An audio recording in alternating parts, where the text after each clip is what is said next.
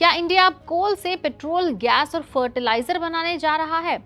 सुनने में फ्यूचरिस्टिक लगता है, लेकिन इंडिया ने अब ऑफिशियली इस डायरेक्शन में सबसे बड़ा कदम उठा लिया है और देखना यह है कि इससे हमें कैसे फायदा हो सकता है। बता दें कि वेस्ट एशिया वॉर के बीच ऑयल सप्लाई चेन्स पर प्रेशर बढ़ रहा है, क्रूड ऑयल प्राइसेस फिर डराने लगे हैं और इसी बीच इंडिया में अनाउंस किया गया है कि 37,500 करोड़ का मेगा प्लान, जिसका लक्ष्य है कोल को गैस, केमिकल और फ्यूल में बदलना। सरकार का दावा है कि इससे इंडिया की एनर्जी डिपेंडेंस कम हो सकती है, लाखों करोड़ के इंपोर्ट्स बच सकते हैं और एक पूरी नई इंडस्ट्रियल इकोनॉमी खड़ी भी हो सकती है। लेकिन सवाल ये है कि क्या कोल गैसिफिकेशन सच में इंडिया का एनर्जी फ्यूचर बन सकता है? क्या ये एक्सपेंसिव एलएनजी और यूरिया इंपोर्ट्स को रिप्लेस कर पाएगा? और क्या इसके पीछे सिर्फ एनर्जी सिक्योरिटी नहीं बल्कि एक बड़ा जियोपॉलिटिकल स्ट्रैटेजी शिफ्ट भी छुपा है? बता दें कि वेस्ट एशिया कॉन्फ्लिक्ट ने ग्लोबल ऑयल मार्केट्स को फिर से अनस्टेबल बना दिया है। ईरान टेंशंस की वजह से सप्लाई चेन रिस्क बढ़ रहे हैं और दुनिया की कई इकोनॉमीज एनर्जी सिक्योरिटी को लेकर परेशान भी हैं। इंडिया अपनी जरूरत का बड़ा हिस्सा इंपोर्ट करता है, crude oil, LNG, fertiliser, chemical, और जब ग्लोबल प्राइस बढ़ते हैं तो सीधा असर इंडियन इकोनॉमी और आपकी और मेरे जैसी लोगों की पॉकेट पर पड़ता है। इसी बैकड्रॉप में इंडिया ने एक बड़ा फैसला लिया। यूनियन कैबिनेट ने इस बड़े प्लान को लॉन्च किया, सपोर्ट किया। सरकार का मानना है कि ये इनिशिएटिव करीब 3 लाख करोड़ के इन्वेस्टमेंट अट्रैक्ट कर सकता है और इंडिया का टारगेट है साल 2030 तक 100 मिलियन टन्स पर एनम यानी 100 MTPA coal gasification capacity create करना। लेकिन सबसे बड़ा सवाल, आखिर कोल गैसिफिकेशन होता क्या है?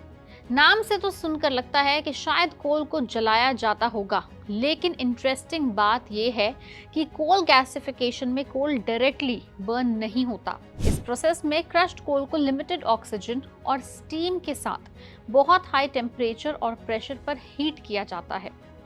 इसे कोल एक स्पेशल गैस में कन्वर्ट हो जाता है जिसे सिंगैस भी कहा जाता है और यही सिंगैस आगे इस्तेमाल हो सकता है हाइड्रोजन बनाने में, अमोनिया बनाने में, मेथनॉल बनाने में, फर्टिलाइजर बनाने में, सिंथेटिक फ्यूल्स बनाने में, यानी वही चीजें जो इंडिया आज बड़े स्केल पर, बड़े पैमाने पर इंपोर्ट करता है।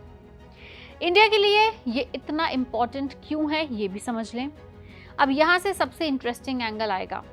इंडिया का इंपोर्ट बिल उन प्रोडक्ट्स के लिए जो कोल गैसिफिकेशन को रिप्लेस कर सकते हैं। फाइनेंशियल ईयर 2025 में लगभग 2.77 लाख करोड़ था। सोचिए, अगर इंडिया डोमेस्टिक कोल से ही केमिकल और फ्यूल बनाना शुरू कर दे तो इंपोर्ट पर डिपेंडेंसी कितनी कम हो सकती है। और यही इस पूरी स्ट्रैटेजी का कोर आइडिया या कोर मकसद भी है।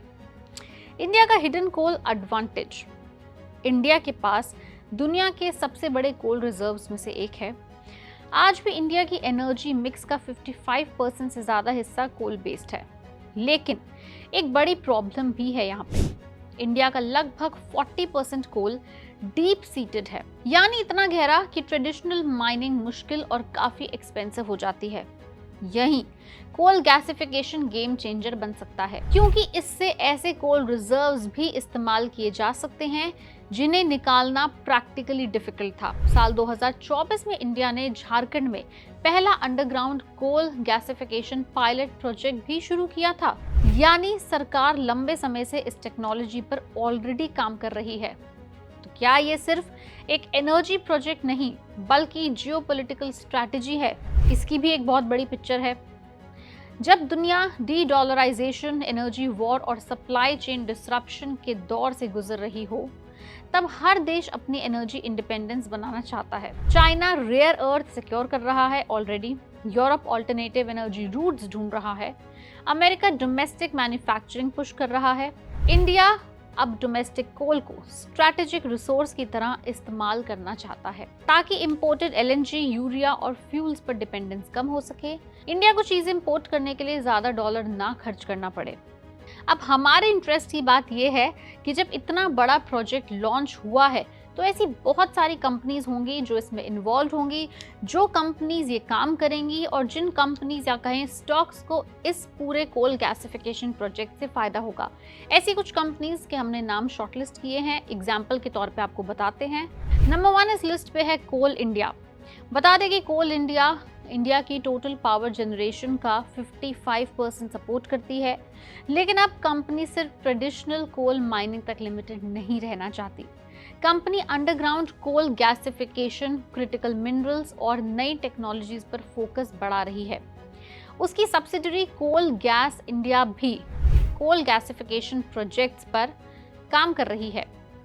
अगर गवर्नमेंट पॉलिसी अग्रेसिवली इंप्लीमेंट होती है तो कोल इंडिया के लिए पावर सेक्टर के बाहर भी एक बहुत बड़ी डिमांड एवेन्यू खुल सकता है।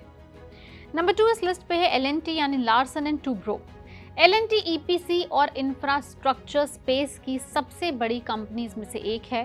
कंट्री अपना हाइड्रोकार्बन ऑनशोर बिजनेस वर्टिकल के जरिए कोल गैसिफिकेशन प्रोजेक्ट में इन्वॉल्व है। इंडिया के 2030 गैसिफिकेशन टारगेट के चलते एल&टी को इंजीनियरिंग और प्रोजेक्ट एग्जीक्यूशन अपॉर्चुनिटीज मिल सकती हैं। नंबर 3 इस लिस्ट पे है BHEL यानी भेल। भेल ने कोल इंडिया के साथ मिलकर Bharat coal gasification and chemical limited यानी BCGCL बनाई है। इस जेवी में जॉइंट वेंचर में कोल इंडिया की 51% और भेल का 49% स्टेक है। 2026 में भेल को ओडिशा कोल टू अमोनियम नाइट्रेट प्रोजेक्ट के लिए बड़ा ऑर्डर भी मिला, यानी भेल इस एंटायर इकोसिस्टम में की टेक्नोलॉजी और एग्जीक्यूशन प्लेयर बन सकता है। फोर्थ नाम है Rashtriya chemical and fertilizer limited RCF। RCF India की मेजर फर्टिलाइजर PSU है। इंडिया अभी बड़ी मात्रा में यूरिया इंपोर्ट करता है। अगर कोल डिराइव्ड सिंगैस से डोमेस्टिक अमोनिया और फर्टिलाइजर बनाने लगते हैं तो RCF जैसी कंपनीज को बड़ा फायदा मिल सकता है। सरकार खुद इंपोर्ट ऑफ यूरिया, अमोनिया और LNG कम वैसे भी करना चाहती थी, लेकिन चैलेंजेस भी हैं बहुत सारे। हालांकि अपॉर्चुनिटी मैसिव है, लेकिन रियलिटी ये है कि कोल गैसिफिकेशन प्रोजेक्ट बेहद कैपिटल इंटेंसिव होंगे। इंफ्रास्ट्रक्चर कॉस्ट बहुत ज़्यादा होती है, एग्जीक्यूशन टाइमलाइंस लंबे होते हैं, एनवायरमेंटल अप्रूवल्स कॉम्प्लेक्स होते हैं और कमर्शियल विजिबिलिटी प्रूव करना आसान नहीं होगा। यानी सक्सेस गारंटीड पूरी तरह से नहीं है, लेकिन अगर इंडिया इस टेक्नोलॉजी को स्केल कर पाया तो ये सिर्फ एनर्जी सेक्टर नहीं, पूरे इंडस्ट्रियल इकोनॉमी को बदल सकता है। इंडिया अब सिर्फ एनर्जी इंपोर्ट करने वाली इकोनॉमी नहीं रहना चाहता, वो डोमेस्टिक रिसोर्सेज को स्ट्रैटेजिक एडवांटेज में बदलना भी चाहता है। पहले फोकस रिन्यूएबल एनर्जी पर था, अब अलोंग साइड रिन्यूएबल्स इंडिया कोल को भी नए तरीके से इस्तेमाल करने की कोशिश कर रहा है। अब देखना यह है कि क्या इंडिया कोल गैसिफिकेशन प्रोजेक्ट पर पूरी तरह खरा उतरता है या नहीं, और क्या इन कंपनीज को भी कोल गैसिफिकेशन का डायरेक्ट या इनडायरेक्ट फायदा होगा या नहीं, क्या ये स्टॉक्स इस कोल गैसिफिकेशन से मूव करेंगे या नहीं। आपको क्या लगता है, हमें नीचे कॉमेंट सेक्शन में लिख के जरूर बताएं।